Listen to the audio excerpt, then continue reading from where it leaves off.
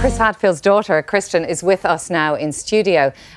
Chris Hadfield, I mean, really, his trip into space has been phenomenal. You'd almost put it up there with the moon landings. But it's the way he has communicated the glory of space to so many people through Twitter and YouTube. What do you make of it all? Yeah, well, I'm really happy that other people have gotten as excited about space as my dad is, you know, and the fact that people have really felt connected to his experience in space, and he's been able to show just the day-to-day life in space. You know, they're doing lots of experiments and they're taking lots of photos, and I think that it's great that people have gotten so interested. I mean, on a human level, you must be delighted that he's back safely. Is he? Were you watching this morning? Did you keep up to date with what was happening? I didn't watch this morning. He landed at 3:30 in the morning, so it's quite early. But I went to bed at night and he was in space, and I woke up this morning and he was safe on Earth. So and you haven't spoken to him yet, or? I haven't spoken to him, but my mom told me that he's doing great, he sounds good, and he's healthy. So. Okay, and can I ask you, when he was preparing to go up to space, this isn't his first trip to space, is it? He's been up there a couple of times before. Mm-hmm. But had he thought this through? Was it his plan to use Twitter and YouTube to communicate what was going on? Yeah, I think so. You know, before this, he's only been able to kind of connect to people through TV or through visiting schools and whatnot. So this was a way to kind of be able to talk to everyone at the same time and to share the minutiae of being in space, which is just awesome, kind of very interesting stuff. So.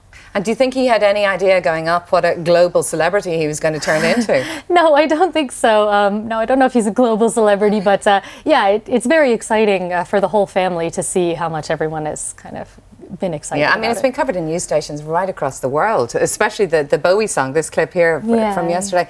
But growing up as the daughter of an astronaut, I mean, what was that like to see your dad going into space? I mean, you were around for the Columbia shuttle disaster, for example, and he did go up on shuttles before. Yes, he did. You know, I wasn't nervous until this most recent flight, since my dad's last mission and this mission at Columbia happened.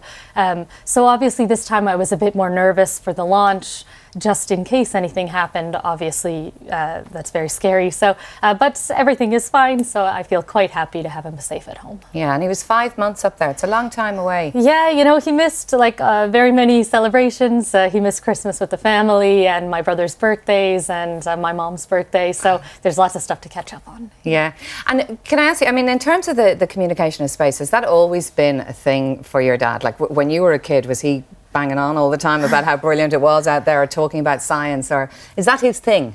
Yeah, I mean, he loves space, and he thinks space exploration is very important. Obviously, if he didn't, he wouldn't have devoted his life to kind of doing that. But he saw the men walk on the moon when he was 9 years old, and ever since then he wanted to be an astronaut, and I think he's just been trying to instill that sort of desire into us. And how did he do it? What was his path?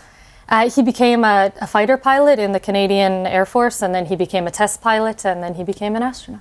So have you grown up kind of surrounded by pilots, by astronauts? It's quite a unique childhood you would have had. Yeah, you know, it didn't feel unique when I was a child, because many of my friends had dads who were astronauts as well. It was only once I got a bit older and left the kind of JSC community that I realized not everybody's dad is kind of working for NASA or is an astronaut. Yeah. Or is visiting space on a regular basis. Exactly. You were saying earlier you actually knew many of the people who were killed in the Columbia disaster. Yeah, I mean, you know, you would meet many astronauts, and those would be my dad's friends, so it was very tragic.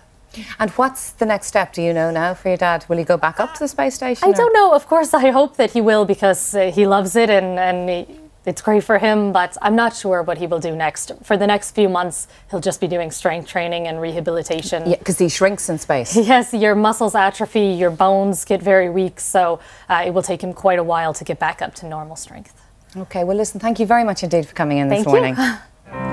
Ground control to Major Tom. 7, 6. Commencing countdown, engines on. Detach from station and may God's love be with you.